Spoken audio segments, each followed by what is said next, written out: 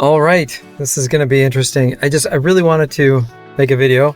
Can't really see me. How do I don't know. Post this on my channel. I have a video where I'm looking kind of just like this. And I have like a really vulnerable confession about all my insecurities. Anyways, I was realizing something today, and I want to make a video. This is going to be very vulnerable. That I don't know how much of this I talked about in that other video, but I've always felt like there's something wrong with me, like I'm deficient. And I've realized this within the last 5 years. My highest love language is quality time, and it's because I feel like there's something wrong with me and nobody would want to spend time with me, for me, unless they could get something from me. And so if somebody's like spending time with me and I feel like they're trying to get something from me, I would feel like resentful, like, oh, they don't really care about me. They're just trying to get something from me. But I realized it's from my dad rejecting me when I was younger. And he would find fault with me and everything I did was wrong. I didn't realize it then most of the time. At one point I did see something weird, but it wasn't that there was something wrong with me. It was that my dad, he was afraid of intimacy. He was afraid of being vulnerable. And so he always had to put some kind of barrier to stop it from happening. A lot of people are like that. And as a child, I took that to mean there's something wrong with me, right? Because I trusted my dad. I trusted him. Of course you're going to trust your parents. And so as I became an adult, I almost felt like I wanted to hang out with people that I felt were better than me. Because if I did, then I could like become better. I want to be better because there's something wrong with me. There's something preventing people from wanting to spend time with me, or because my dad didn't want to. There was something wrong with me. He found fault with me. And so when I would hang out with some people that I didn't think were better than me, I would just have low-key contempt for them, because I'm just like, how come they don't want to be better? How come they're fine? How come they just like accept themselves? Or maybe they didn't accept themselves. Maybe I could tell that they didn't feel that they were good enough either. And I'm not saying this is good. This is horrible. But this is like that I would have this contempt.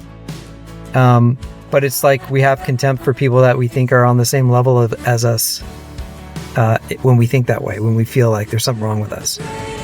And because we have contempt for ourselves. So I realized that I need to just forgive my dad for that, and just to understand it really wasn't about me. It was about him. It was about him being afraid. He was addicted to drugs and pain medication, not like illegal drugs, but the poor guy had been put on he was in foster homes and been put on drugs since he was like a kid, like psychiatric meds or whatever. Anyways, my point is, I'm realizing like there's a part of me that's been so angry. Like, why am I not good enough? I try so hard to be good enough. I'm trying not to cuss. It's bitter. It's bitterness. It's just malignant bitterness. I try so hard to be good enough, and it's never enough. It's never enough. And I get rejected. Why? It's not fair. It's not right. How come I'm born defective? And it's a lie. It's a lie. And I don't have some defect that I have to overcome. It's that recognizing that those wounds are from someone who is afraid of intimacy. And I wanted to make this video, upload it. I know I have a few people that will watch this video, but I think it's more for me. And I do need to think about it more. But I think it's about realizing that my dad didn't, he's afraid of intimacy. It wasn't about me having a deficiency as a child. And I see people walking in their cars, and I'm like, oh man, I hope they don't knock on the window here. They're distracting my thought process. But I'm going to pause this now. All right, I think they walked by. Anyways, I'm actually at the Ecclesia group leaving it. Anyways, yeah, so I just got to meditate on that. The idea is forgive my dad, but I don't even feel like I'm holding it against him. I just feel like I have to realize what he did. I'm not even sure I understand the fear. I remember when I did see it when I was like in 5th grade. I was like, Dad, I got money. Let's go to the from chores or something, I'll pay for movies. Let's go to the movies. And my dad would just keep making up excuses to why we could go to the movies. And I feel like the Holy Spirit showed me like, oh, he's afraid. He's afraid of just spending time with you. So I need to meditate on that and think about what could cause something like that, because I cared about my dad. And I feel bad about that, but for him. Anyways, I'm sure there's a lot more to this, but I'm just going to record this video real quick and upload it. But yeah, just, man, the anger, the bitterness I've had, like, why am I not good enough? Why am I not good enough? Why am I not effing good enough? And like, I try no matter what I do, I keep getting rejected. And yeah, I remember coming to my dad as a kid, like trying to impress him with this, that, or the other, and it was just never good enough. And realizing, it wasn't about me. And that's freeing. But again, I have to really think more about this and explore.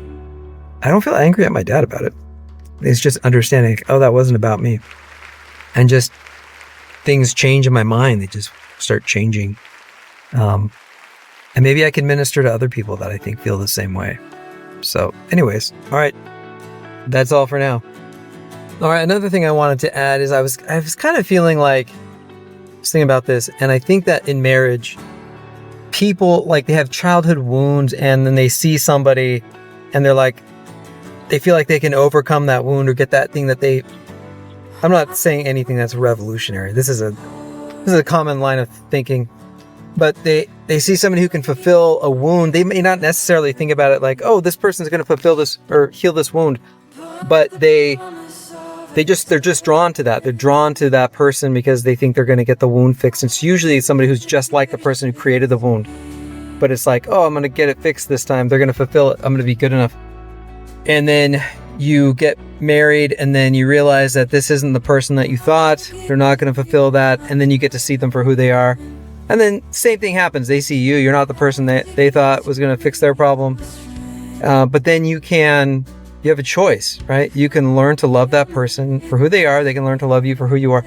And then you can learn to, like, fill each other's needs. Like, hey, what do you need from me? And then you make a conscious choice to do that. But I was just thinking like childhood wounds and stuff like that. And that reflects with what I was saying about my dad and feeling like I'm not good enough. So that's what I definitely wanted to add to this video. So anyhow, yeah, I think that's it for now. That was my point. Point was, our childhood traumas drive us to fall in love, right? Fall in love. Because we think we're going to get rescued, and it doesn't work. And then you have the disillusionment, the disappointment. This person isn't who I thought they were. And that's just normal. It's how it goes. It's not because you made a mistake. Well, you made a mistake. Making a mistake. Getting married is making a mistake. But that's normal. And then the next transition is learn to accept each other for who you are. And have real love, not this in-love fake stuff. That's really about getting your own needs met. And then learn how to fulfill each other's needs. Get past that disillusionment and accept that other person. And then that's, I think, when the truth begins. All right, so I know I keep saying goodbye, this is it, but I'm just thinking, like, Satan binds us by, we swallow lies as children, right?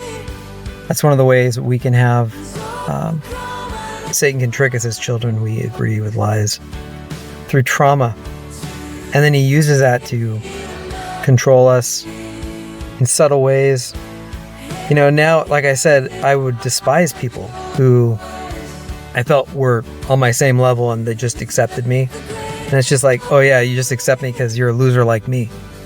I know it sounds harsh, but that's really how it felt. Like, I don't want to be this loser. I don't want to be this loser. And I want to be with other losers that are like me. I want to be better.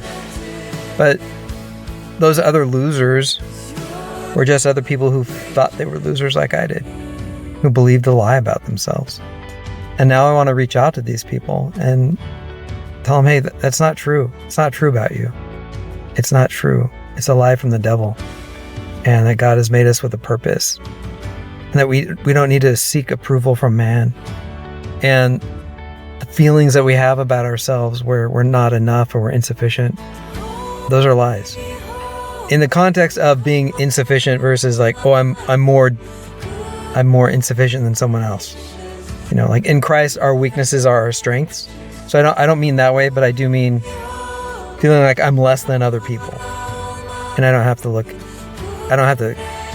look at other people who accept that about themselves as losers like me, because I was deceived and they're deceived. It's not a burden that we have to carry. And I want to encourage them out of it. So anyways, I think that's it for this video.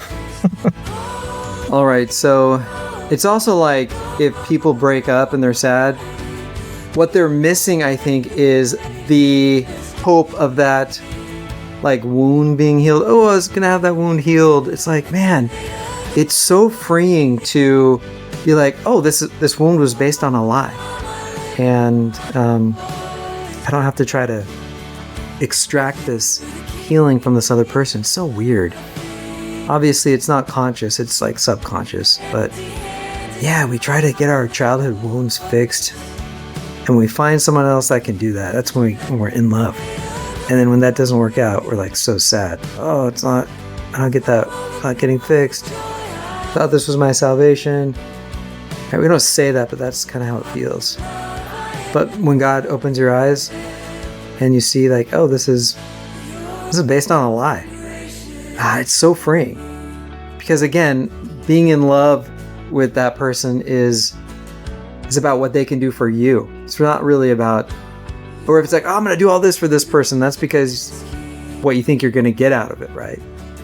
Or you feel like you're going to get out of it. They're going to love me and I'm going to be good enough. Nope, that's not the way to fix it. The way to fix it is realize it's a lie.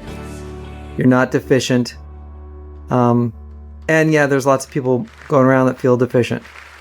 Again, when I would be around those people and they would accept me, I'd be like, just a bunch of losers, just like me. I don't want to be with you losers because I don't want to stay a loser. But no, they're just people that believe a lie. And it's great to be free. Jesus is the truth. He said, everyone who follows me will not walk in darkness, but will have the light of life. Praise God.